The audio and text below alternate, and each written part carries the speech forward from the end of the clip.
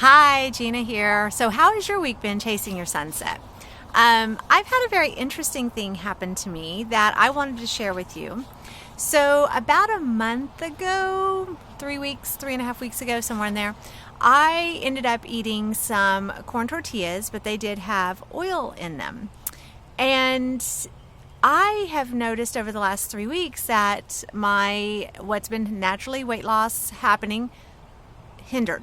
And some other aspects in my body, I just felt more sluggish and everything. I just didn't feel good. And so I was kind of going, okay, what is going on? Because I wouldn't have thought that just having a little bit of oil in one baked good would have hindered anything. There were no animal proteins in it. It was completely just, like corn and lime, but it had some oil in it. And so I didn't have that much, and I thought, not a big deal. Well, for me, it was a big deal. And what's interesting is about a week and a half ago, I heard a physicians committee, Dr. Barnard, talking about his book called Your Body in Balance.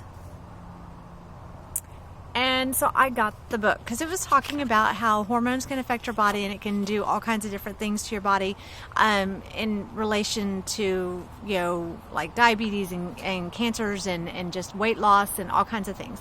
And when I was listening, and I'll link that, his video below where he kind of was talking a little bit about that.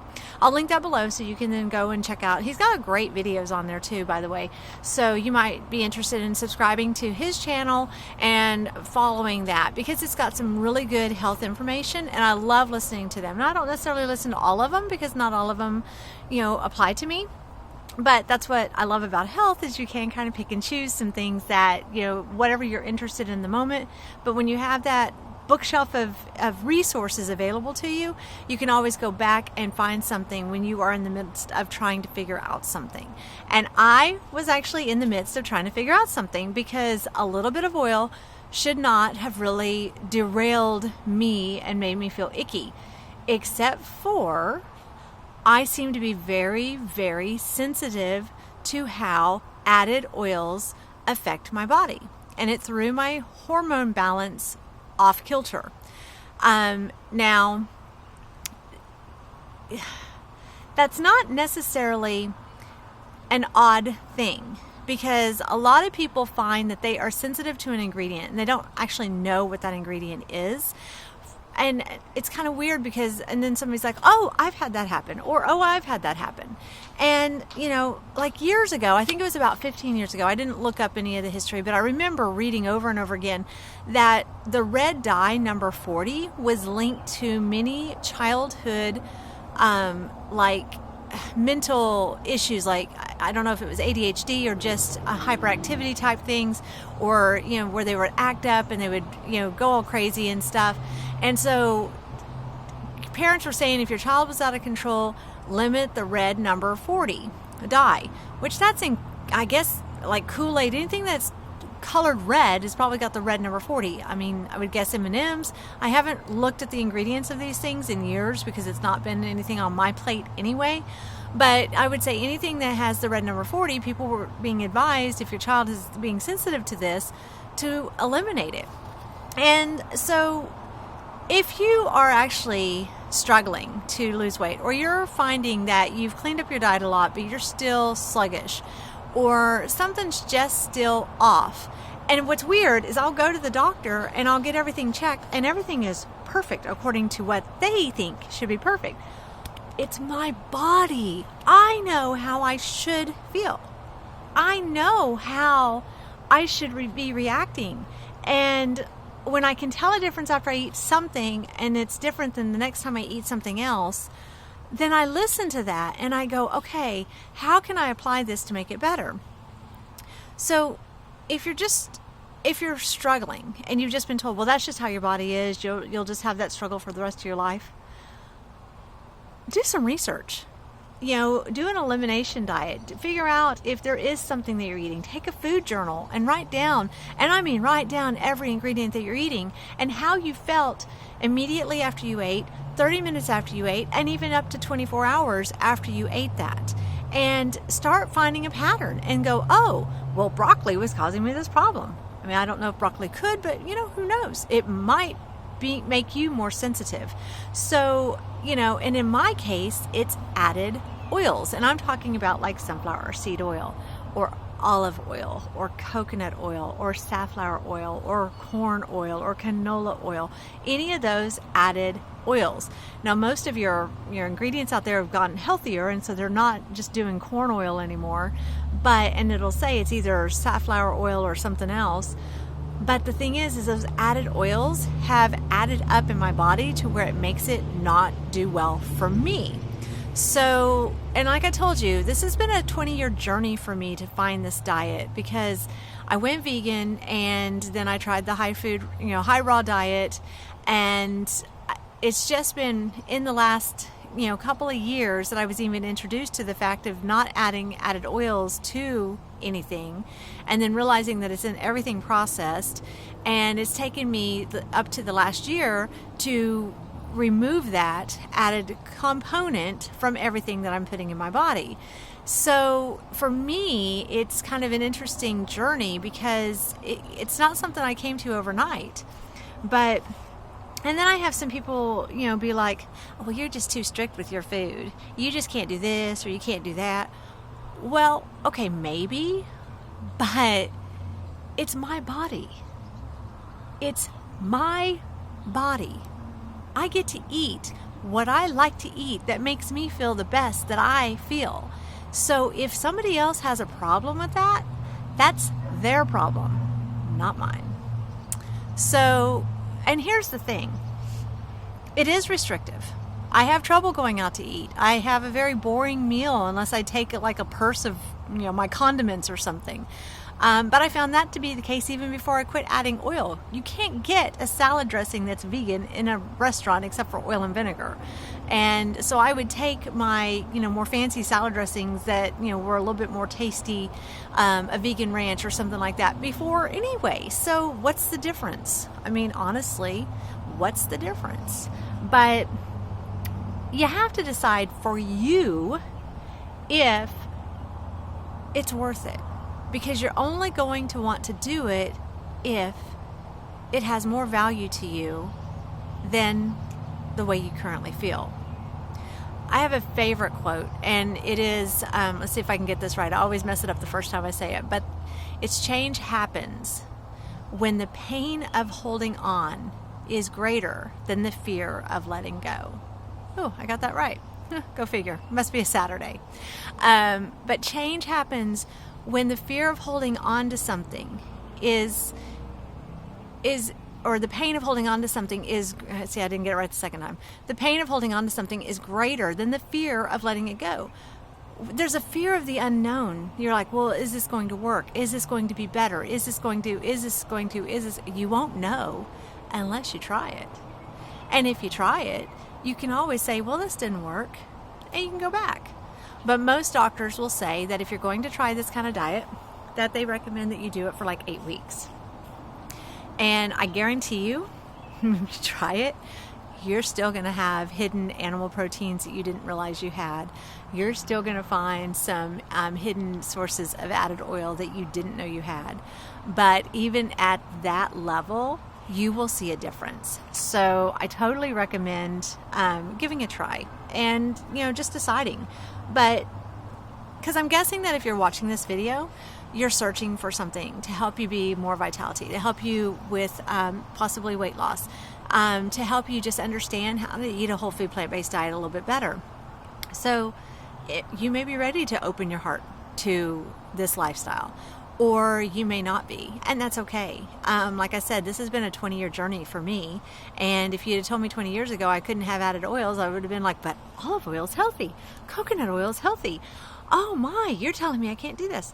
Well, olive oil is consolidated fat, and the olives are healthy. The avocado is healthy. But the oils from the olives and the avocado are compressed and processed and completely condensed. And so maybe if you had a drop, it would be okay. but most things are going to be a tablespoon or, something like that. And that's a lot. I mean, how many avocados do you have to eat to get a tablespoon of avocado oil? Just asking. I don't know. I've never looked it up. I probably could, but it's not something I'm that concerned about. But it is something to consider. I know with me, like with this oil thing, okay, so I'm sitting here going, okay, I ate, some corn tortillas that had a little bit of oil in it. And my digestion seemed to affect. I had some other, I could feel some hormonal issues just happening. And I'm like, okay, what else is going on in my body when I consume this that I wasn't even aware of? And so I thought, I don't want that. I don't want that. And it's okay for me. And it's what I choose. And that's fine. But, here's the thing. My family, I was born to older parents. So I guess it's, generational that I ended up having my child at an older age. But my family, I got to see a lot of generations pass away from disease and from cancer or cardiovascular disease or diabetes, or complications of diabetes. I don't know if you can die from diabetes. I think it usually results in a cardiovascular or whatever the formal reason they give. I don't care about the formal reason. I just know that they suffered with it. And, but I also saw that they had bad food habits. I mean, my grandma, who,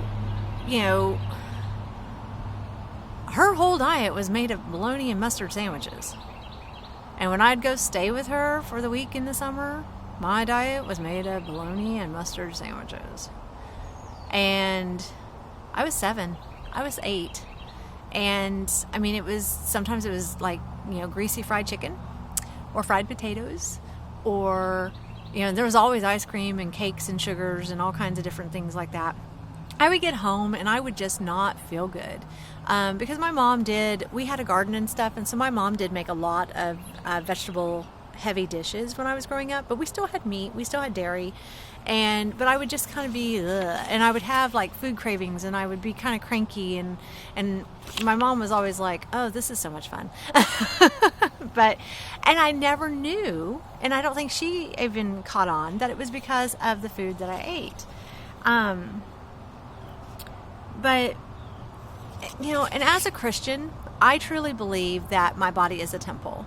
And for me, I want my body to run at its best. Now, I have a lot of Christian friends, and whereas I know that they believe that, it's not something that's actually in their walk that they're thinking about, that they're, it's not in their day-to-day concepts. But I measure my water. I try to get a half a gallon at least of water every single day. And when I go into the office, I have, stainless steel quart size water bottles, and I have 2 of them, and so I can get a half a gallon while I'm at the office, and I measure it, and basically my goal is to have both of those empty by the time I leave the office that day. And sometimes I don't make it, especially if it's really cold or I'm just super busy. But I feel like if I do that enough, then I'm getting water and plenty of water on a regular basis. And so for me, this health journey that I'm on is so critical. It is so important for me. Not just because of my, belief that my body's a temple, but just because I want to be there for my daughter.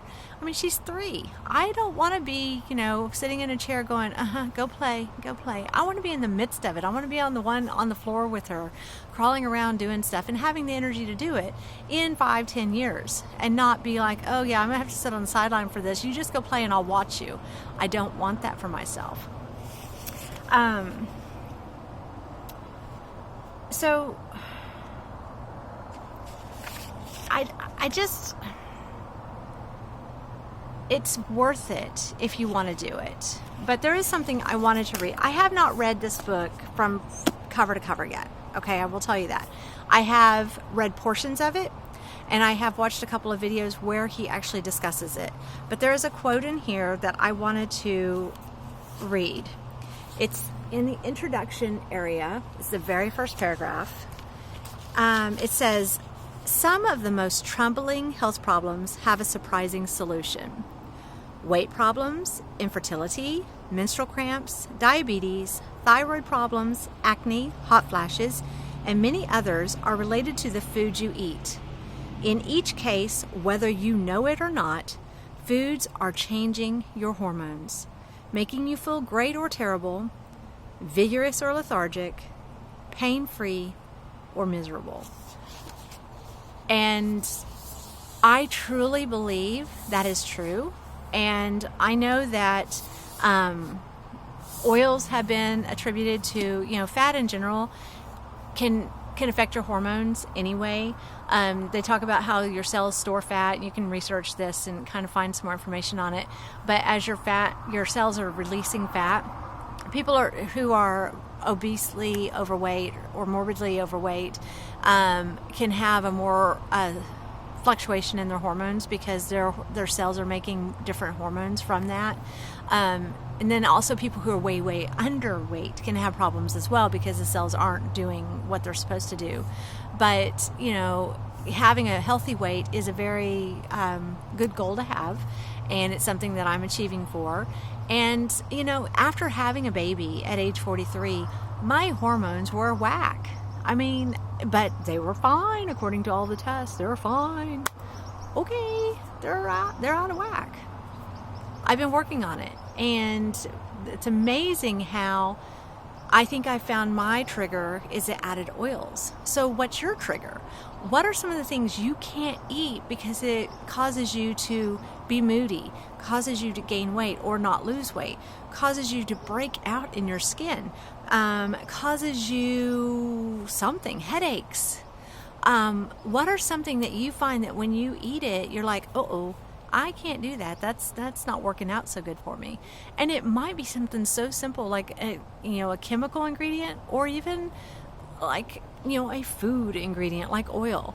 So I just really wanted to share my latest discovery, because I had been a little bit like, well, if I have something once or twice a week that has a little bit of oil in it, I don't think that's a big deal. Not anymore. I'm cutting it out 100%, no questions asked. I will go without food if I have to until I get home. I always carry almonds in my purse. I always carry dried fruit in my purse. So I always have something that I can just stop real quick and grab a handful of, so I'm fine. But I really had an epiphany with this that I wanted to share because, taking a little bit of time to research, and it might seem overwhelming and it's daunting, but it's really not. You just have to stop. And when you want to make changes, you decide, what do you want? What do you want? You want a life that's vibrant, healthy weight, healthy body, etc., etc. Okay, then take inventory. What do you have? And then you need to decide what you have versus what you want and the way to get there. Or I guess you're going the other way, because we want to go to what we want, not what we have. We already have what we have. But I just, comment below if you have questions on how I have done that and come to some of my conclusions, or maybe some of my favorite research places that I've gone to. I will be happy to share them in the comments. I try to think of them when I'm doing the videos. I can't think of everything. I will definitely link this book, like I said, right here. I will link that book down below in the affiliate links. I will also link the Dr. Barnard's, the actual video that kind of opened my eyes, that made me just stop and order this book real fast, which will then lead you to his channel. And it's the Physicians Committee, PCRM. And they've got great information, and they cover all kinds of different health topics. So whether you're suffering from diabetes or infertility or weight or headaches, he just did one on migraines. I haven't had time to watch yet. I don't really suffer from migraines as much, but I used to, and I don't anymore. And it's kind of interesting because one of the things I've heard is that if you follow a plant-based diet, that can help your migraines. So that may be why I don't anymore. I don't know. It was just a nice side effect, so I'm okay with that. But I have other resources that if you comment below, I'll be happy to share them with you. because this is your body, this is your health journey, and I'm just sharing you my experience because I'm not a doctor. This is just my experience and what the epiphany I had with the little bit of added oil. Won't be doing that again. So thank you for stopping by.